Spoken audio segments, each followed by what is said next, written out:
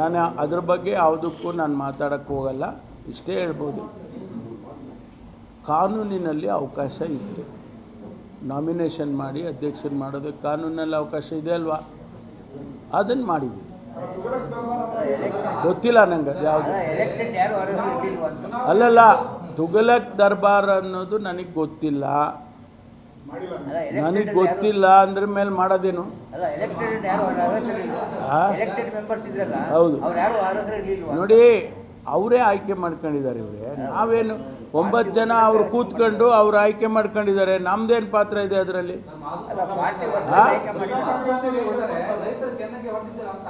ಏನು ರೇಖೆ ಏನಾಯ್ತು? ಹೆಂಗೆ ಅದನ್ನ ಅವರು ಎಕ್ಸ್ಪ್ಲೈನ್ ಮಾಡಲಿ, ಆಮೇಲೆ ಉತ್ತರ ಕೊಡ್ತೀನಿ.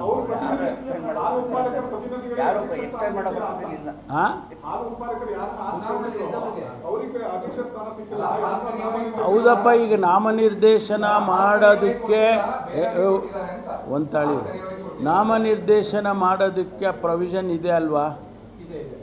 ಆಯ್ತು, ಕಾನೂನಲ್ಲಿ ಅವಕಾಶ ಇದೆ ಅಲ್ವಾ?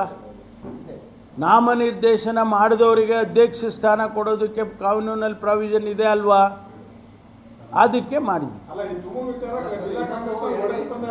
ಇಲ್ಲ ಅಲ್ಲಿ ಯಾವ ಸಮುದಾಯನೂ ಕೋಆಪರೇಟಿವ್ ಎಲೆಕ್ಷನ್ ಅದು ಯಾವುದು ಹೇಳ್ತಾರೆ, ಅವ್ರವ್ರಿಗೆ ತಿಳಿದಿದ್ದು ಅವ್ರು ಹೇಳ್ತಾರಪ್ಪ. ನಾವೇನು ನಾನು ಅದ್ರ ಬಗ್ಗೆ ಯಾವುದಕ್ಕೂ ನಾನು ಮಾತಾಡೋಕ್ಕೆ ಹೋಗಲ್ಲ. ಇಷ್ಟೇ ಹೇಳ್ಬೋದು, ಕಾನೂನಿನಲ್ಲಿ ಅವಕಾಶ ಇತ್ತು. ನಾಮಿನೇಷನ್ ಮಾಡಿ ಅಧ್ಯಕ್ಷರು ಮಾಡೋದಕ್ಕೆ ಕಾನೂನಲ್ಲಿ ಅವಕಾಶ ಇದೆ ಅಲ್ವಾ? ಅದನ್ನು ಮಾಡಿದ್ವಿ. ಗೊತ್ತಿಲ್ಲ ನಂಗೆ ಅದು ಯಾವುದು.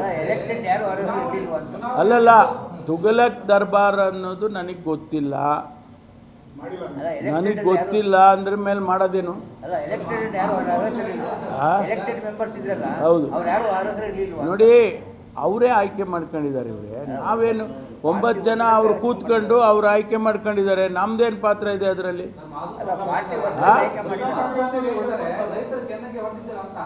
ಏನು ರೇಖೆ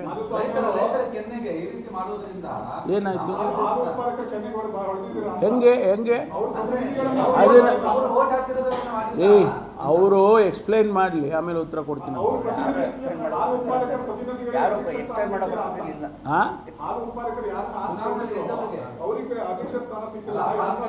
ಹೌದಪ್ಪ, ಈಗ ನಾಮನಿರ್ದೇಶನ ಮಾಡೋದಕ್ಕೆ ಒಂತಾಳಿ ನಾಮನಿರ್ದೇಶನ ಮಾಡೋದಕ್ಕೆ ಪ್ರೊವಿಷನ್ ಇದೆ ಅಲ್ವಾ?